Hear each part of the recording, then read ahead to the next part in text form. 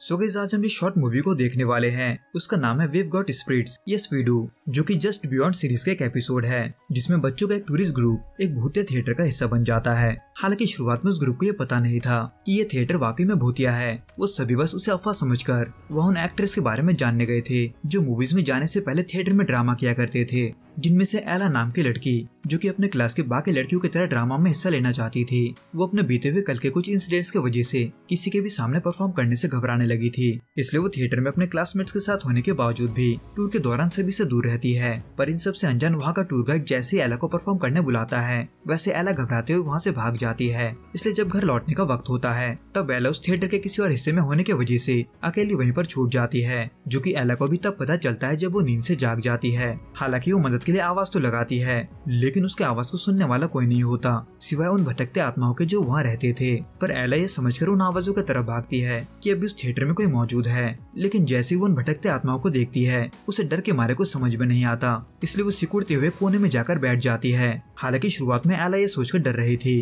कि वो बुरे आत्माएं हैं, जबकि असल में सिचुएशन इसका बिल्कुल उल्टा था, क्योंकि वो सभी आत्माएं दरअसल 82 साल पहले हुए हादसे में मरे हुए एक्टर्स के थे जो बस एक बार फिर से ऑडियंस के सामने अपना टैलेंट दिखाना चाहते थे।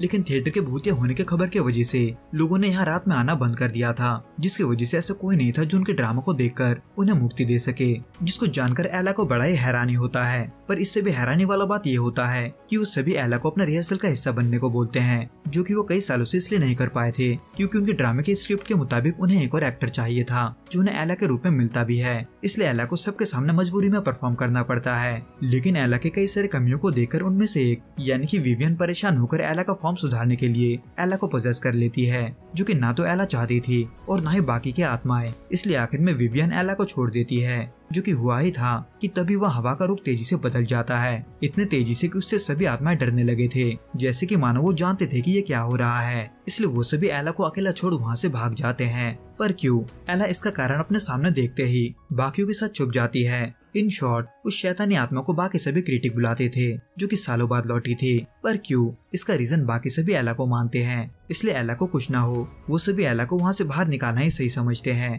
जिसमें इसी दौरान रेमंड से बात करते वक्त एला को ये पता चलता है कि उन लोगों के ग्रुप में डोलोरिस नाम की एक और मेंबर भी हुआ करती थी, लेकिन विवियन उसे एक अच्छी एक्ट्रेस नहीं मानती थी, जिसकी वजह से 82 साल पहले हुए हादसे के ठीक पहले विवियन ने डोलोरिस को अपने ग्रुप से निकाल दिया था। यानी कि रेमंड के हिसाब से डोलोरिस बच गई थी। पर जैसी विवियन रेमंड के मुंह से डोलोरिस के लिए तारीफ सुनती है वैसे विवियन को उन दोनों पर भड़कने में वक्त नहीं लगता, जिससे घबराकर एला रो ही रही थी कि तभी वहाँ फिर से एक बार अजीब चीज होने लगता है, जिनसे घबराकर एला दीवार तोड़ने आगे बढ़ती है। पर इससे पहले कि वो ऐसा कर पाती वो उसे रुकने को कहता है। पर क्यों? ये चीज दीवार पर पड़ने के बाद किसी को समझ नहीं आता, इसलिए जहाँ बाकी सभी इस चीज को लेकर बहस में लगे होते हैं वहीं एला वहाँ से निकलने के लिए रेमंड के साथ दूसरा रास्ता ढूंढती है, जिसमें इसी दौरान दोनों एक दूसरे के बारे में बात करते हुए कब दोस्त बन जाते हैं ये उन्हें ही नहीं पता होता। इसलिए रेमंड ना चाहते हुए भी उसे एक छुपे हुए चाबी के पास ले जाता है जिसके बारे में सिर्फ वही जानता था। पर इससे पहले उसने एला को इसके बारे में इसलिए नहीं बताया था क्योंकि सालों बाद वो अपने उम्र के किसी बच्चे से मिला था। हालांकि एला को वहाँ कुछ ही घंटे हुए थे,